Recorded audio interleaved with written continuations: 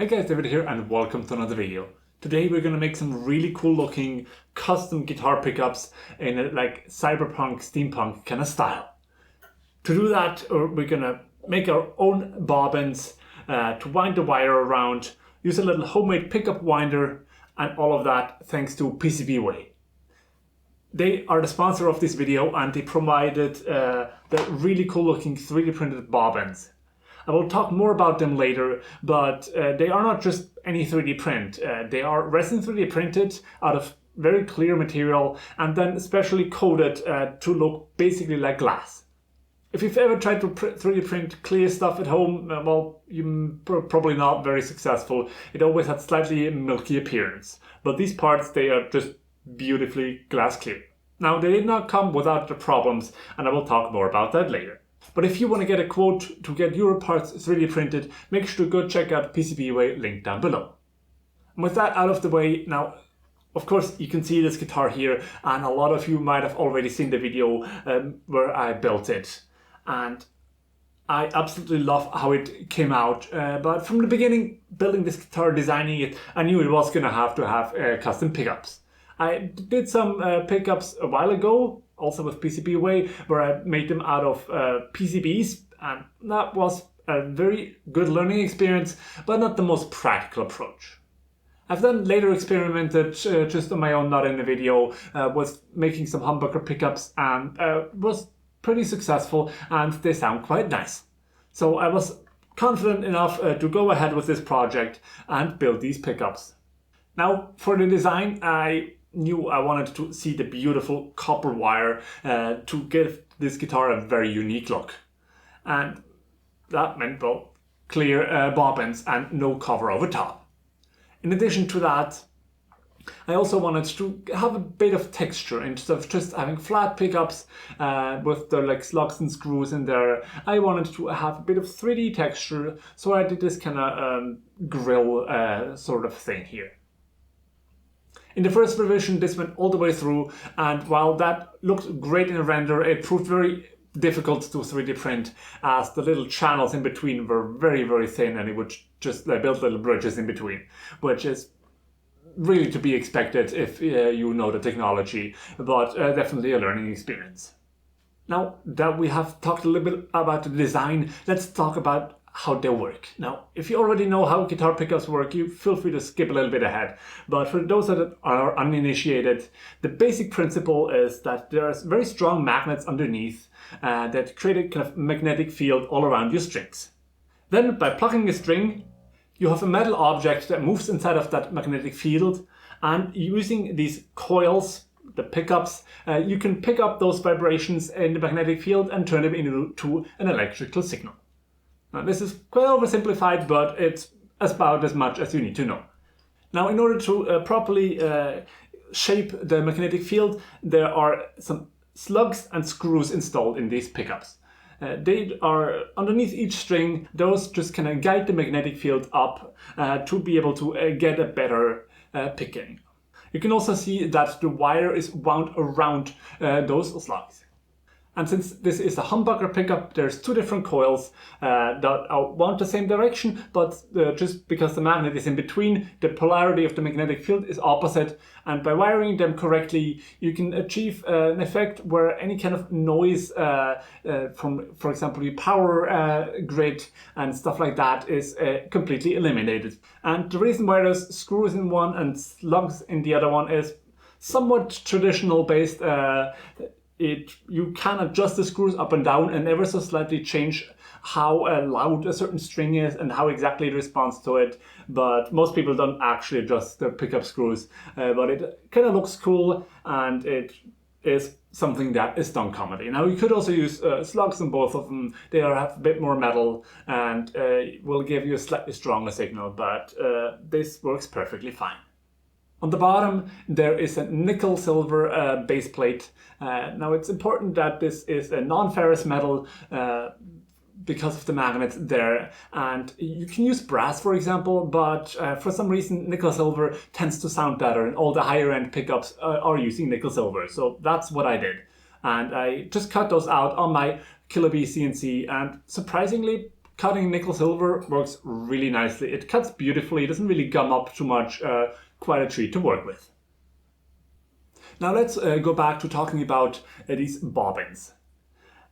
This is what the slugs go in the middle, and then the wire is wound around. I just designed those in Fusion 360 and then sent them off to PCBWay, and a little while later I got the first batch back, and the first one I took out, I was really amazed at how beautiful and shiny they look. And then sadly, once I took the rest out, there were some issues. Now, even though this video is sponsored by them, I do want to quickly just mention what happened here. And for one, they made a mistake in the factory where there is 4 slightly different parts for the 4 versions here. There's the longer ones on the bottom, which are angled more, and then the shorter ones, which are for the neck pickup here. And then, of course, there's screw and slug ones for each. They, at a glance, look exactly the same, basically, but are ever so slightly different in the model. Somehow they got mixed up and they printed 4 times the same. That is something that can happen, and they were very apologetic about that and quickly wanted to get the new ones out.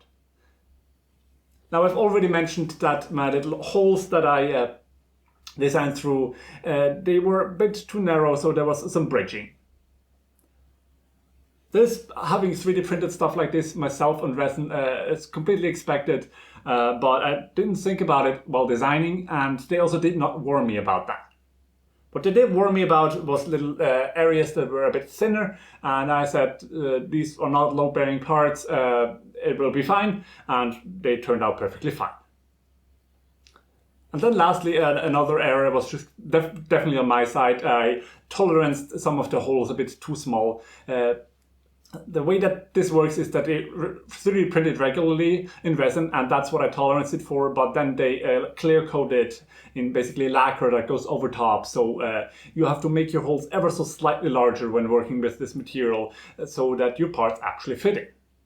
So then on the second revision I made those changes, made the holes only a little indentation and added some extra features, and they turned out just perfectly. No problems there whatsoever. And then, well, it's time to wind those pickups. The wire that we use here is extremely thin. It is just about the same thickness as most human hairs. That is very, very thin, and it means that you can very easily break that. But the reason why we need such thin wire is because we want a lot of windings. The number of windings is directly proportional to how much amplitude the signal, so basically how loud the signal will be. And to be able to pick up some little metal strings moving in a magnetic field and create enough of a voltage from that so that a guitar amplifier or an audio interface can pick it up, we need a lot of windings, around 6,000 to 7,000 windings per coil. Now, of course, I am not going to be winding that by hand. So when I built my first pickups, I built this little very simple pickup winding machine. You can buy those, of course, and they are in all kinds of fanciness levels, from very simple ones that are not that different from this one up to like fully automatic ones. But I just wanted something quick and dirty. The way this works, I have a stepper motor here, and I just have it hooked up to basically a CNC controller board, like an Arduino Gerbil board that I had lying around. This is absolutely overkill, but it just allows me to very quickly connect it to my laptop or my computer and say, I want this motor to turn around 6,000 times at this speed, and then it does it. To mount the bobbins, I have this little platter here that I just double-sided tape them to, and that works perfectly fine. Then here I have this little aluminum pipe sticking out, and that is where I have these 2 plastic guides on, and this allows me to basically know where I need to feed the wire. By having these here and adjusted properly to be in line, I know that if I just go back and forth between these 2, I will stay on the pickup and the wire will not go flying off. Now, this still happened once, and it's definitely a bit of an art form how exactly you wind it. And to make matters worse, you want to wind it fairly evenly, but I mean, some people want to wind them intentionally not evenly, but I feel like just by doing it by hand and not with a machine, they are going to be uneven, so they're going to be scatter wound. which is a bit of a buzzword. But using these guides here, you can kind of carefully move it there. But you also want to make sure to put enough tension on the wire so that it lies nice and flat and doesn't kind of bulge up and is loose on there. But you also don't want to pull on it too tight, because then it will wind too tightly and it might break the bobbin itself. So this is just kind of a little bit of a game of how hard you want to hold the wire and just kind of letting it spool through your hands. And this goes actually kind of fast. I'm going at 1,000 revolutions a minute, so it takes me like 6 to 7 minutes to wind one of the bobbins. And at that speed you really do have to pay attention, but also it's kind of easy work. It's don't have to think much, just pay attention and move slowly back and forth. Definitely something to listen to a good podcast to.